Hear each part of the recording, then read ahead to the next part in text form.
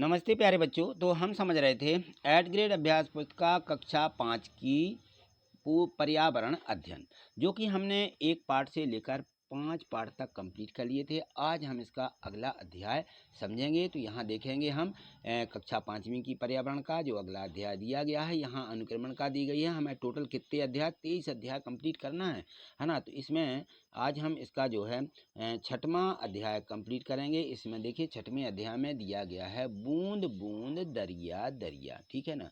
तो बूंद बूंद इसका हम मतलब समझेंगे क्या दिया गया है इसे अध्याय में। तो यहाँ देखें ये दिया गया है अध्याय, ये है 6, ठीक है ना। पाठ 6 दिया गया, बूंद बूंद दरिया दरिया, ये अध्याय। तो ये पाठ है ना। तो इसमें देखिए इसमें दिया गया है, पहले सबसे पहले थोड़े से निर्देश दिए रहते हैं, भूमिका दी रहती है इस पाठ की। तो हमें इसको ज़रूर अच्छे से समझ लेना है।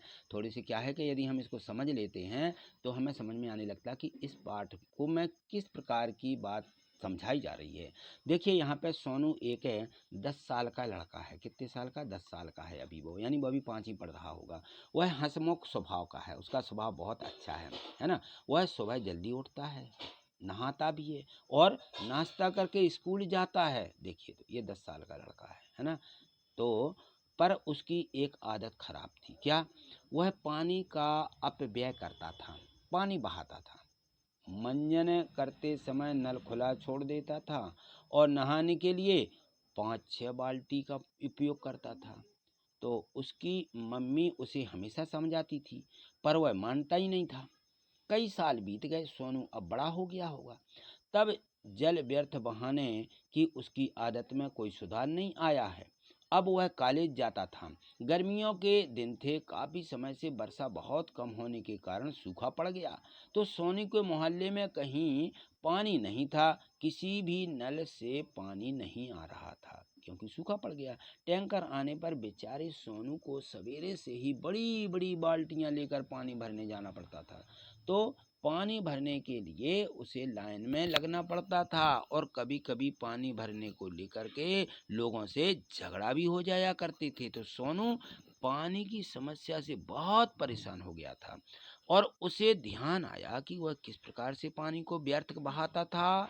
अब सोनू को पानी का मूल्य समझ में आ गया था कि वह समझ चुका था कि हमें पानी को कभी बर्बाद नहीं करना चाहिए, क्योंकि जल है तो जीवन है, ठीक है ना। क्योंकि जल के बिना तो बहुत परेशानी होती है। तो देखिए कहानी जो दी गई है, इस कहानी से आपको कुछ शिक्षा मिल रही होगी कि हमें पानी किस प्रकार से यानी सजो करके रखना चाहिए और बर्बाद नहीं करना चाहिए, पानी का सदुपयोग करना चाहिए, ठीक है। तो यहाँ दिया बूंद बूंद दरिया दरिया। चलिए इसे जो यहाँ पे प्रश्न दिए गए इनके माध्यम से भी हम समझेंगे। यहाँ पर इस कहानी से तो समझ ही लिया है। इन प्रश्नों के उत्तर कुछ इस प्रकार से दिए गए हैं। तो यहाँ समझिए कि प्रश्न 1 दिया है, सही विकल्प चुन करके लिखें।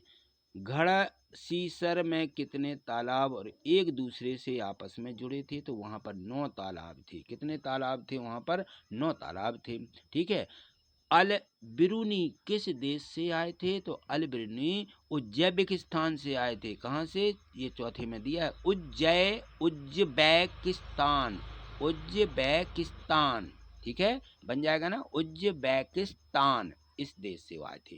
यह चित्र जो यहाँ पे दिया गया है, ये चित्र संदेश देता है। क्या संदेश दे रहा है? यहाँ पे देखिए, यहाँ के बूंद टपक रही है, तो किस चीज का ये संकेत यहाँ पे बता रहा है। तो हम यहाँ पे लिख देंगे जल बचाओ, ठीक है। अभी हमने जल बचाओ का संकेत पढ़ा था कि देखिए बूंद है तो उसको भी बहने मत दीजिए, उसको भी हाथ में लेकर के और उसका उपयोग कर लीजिए। ये यहाँ पे चित्र यह दर्शा रहा है। चलिए अगला प्रश्न देखिए, आगे दिया गया है इसमें कि अति लघु उत्तरीय प्रश्न है, सीमेंट से बनी सड़कों पर बारिश का पानी बहकर कहाँ जाता होगा?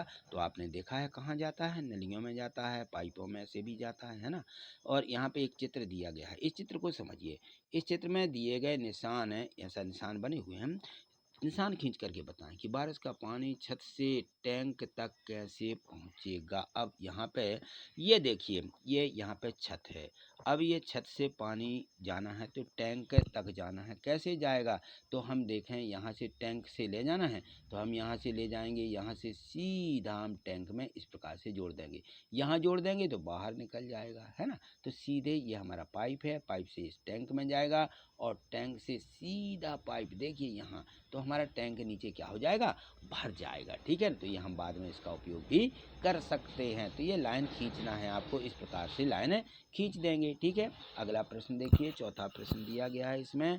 तो यहाँ दिया गया है कि पुराने समय में यानी बहुत पहले प्यासे यात्रियों को पानी पिलाने के लिए किस किस तरह का इंतजाम किया जाता था। तो वहाँ पर प्याऊ खोली जाती थी, बावड़ियाँ रहती थी। बावड़ियाँ तो देखी होंगी, उनमें सीढ़ियाँ लगी रहती हैं और उनसे उतर करके सीधे पानी पिया जा सकता है। उस समय ऐसे साधन नहीं थे कि पानी खींचा जा सके। चलिए प्रश्न पाँचवा देखिए, इसमें है बावड़ी को सीढ़ीदार कुआं क्यों कहते हैं। तो वो सीढ़ीदार कुआं कहलाते थे कि उसमें सीढ़ी लगी हैं, तो लोग बाग उसको बावड़ी नहीं समझते हैं तो सीढ़ीदार कुआं बोलते हैं, है ना।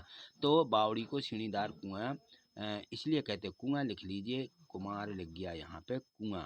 ठीक है, कुआं, कुआं ऐसा लिखना। कुआं इसलिए कहते हैं क्योंकि पानी तक पहुंचने के लिए सीढ़ियां बनाई गई थी, इसलिए उसको क्या कहते हैं, सीढ़ीदार कुआं कहते हैं। प्रश्न 6 है, आपके घर में पानी कहाँ से आता है। तो हमारे घर में पानी नल से आता है ना। और यहाँ देखें, तरुण भारत संघ एक संघ बना हुआ है, ये संस्था है। तो इसकी संस्था ने दड़की माई की मदद कैसे की। तरुण भारत नामक संस्था ने तालाब बना दिया था। क्या, तालाब बना दिया था। एक संघ था, संगठन था बहुत से लोगों का, उन्होंने वहाँ पे क्या सहायता की, वहाँ पर तालाब बनवा दिया। ठीक, चलिए प्रश्न 8 देखिए। प्रश्न 8 में है कि जल जो है, जल स्रोतों के सूख जाने के कोई दो कारण लिखो। तो पेड़ों के आसपास की जमीन के जो है को सीमेंट से पक्का कर दिया है, वहाँ पानी ज़मीन में नहीं जा रहा है, तो इससे क्या होता है, पेड़ सूख जाते हैं। वनों की अत्यधिक कटाई हो रही है, इसलिए पेड़ क्या हो रहे हैं, सूख जा रहे हैं। जब पेड़ सूख जाते हैं तो जो पानी होते हैं, झरने होते हैं, वह भी सूख जाते हैं, क्योंकि पेड़ों की जड़ें पानी को जड़ें नीचे तक ले जाती हैं, जिससे हमारे स्रोत, पानी के स्रोत बने रहते हैं। जैसे कुआं हैं, झील हैं, इनमें पानी भरा रहता है ना। यहाँ पे देखिए प्रश्न 9 दिया है, पानी के अपव्यय को आप किन उपायों द्वारा कम कर सकते हैं। कोई 3 उपाय लिखिए। तो हम इनको जो है नहाने के लिए क्या करेंगे, जो हमारे घर में शावर लगी होती है उसकी जगह पर बाल्टी का प्रयोग करेंगे। शावर से पानी बेकार बह जाता है। बर्तन साफ करने के लिए क्या करेंगे, नल के बजाय टब का प्रयोग करेंगे। टब में पानी भर लेंगे, जितनी ज़रूरत है उतने का उपयोग करेंगे। ठीक है ना। टपकती हुई नल को क्या कर देंगे, बूंदों को बंद कर देंगे। यदि नल से पानी टपक रहा है तो हम क्या करेंगे, नल बंद कर देंगे। ठीक, ये इस प्रकार से हम पानी का उपयोग कम कर सकते हैं। प्रश्न 10वां देखिए, इसमें प्रश्न 10वां दिया गया है कि यदि किसी कारणवश आपके घर पर 3-4 दिन पानी नहीं आता है तो आपको किन किन परेशानियों का सामना करना पड़ सकता है, सोचकर यहाँ पर उत्तर लिखिए। तो पानी के ना आने के कारण सभी काम रुक जाते हैं। जैसे खाना नहीं बनेगा उस दिन, पानी कहाँ से लाओगे, कैसे बनेगा बिना पानी के खाना। साफ़ सफाई नहीं होगी, हम नहा नहीं पाएंगे। साफ़ सफाई नहीं होगी, साफ़ सफाई के लिए पानी चाहिए पड़ता है।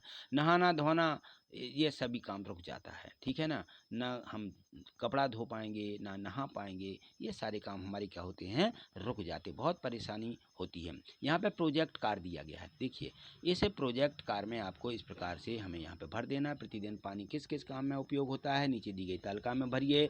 तो हम देखते हैं यहाँ पे किए जाने वाले उपयोग। नहाने में कितना लगता है, 1 बाल्टी। पीने में 2 मग।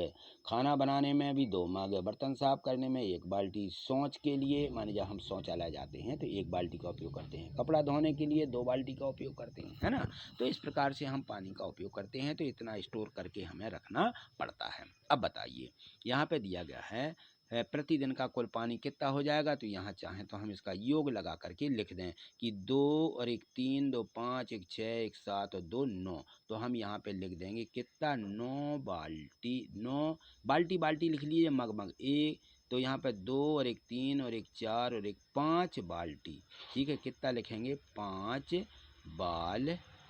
5 बाल्टी और कितने मग, 2 2 4 मग, 4 मग। इतना पानी हमें एक आदमी को, एक व्यक्ति को लगता है। ठीक है। अब यहाँ बताइए, आपने पानी का अपव्यय किया है, नहीं, कभी नहीं किया। ठीक है ना। आपने पानी का कम अपव्यय किया, तो कम भी नहीं किया है, हमने किया तो ज़्यादा ही है, लेकिन ज़्यादा हमने बर्बाद नहीं किया है।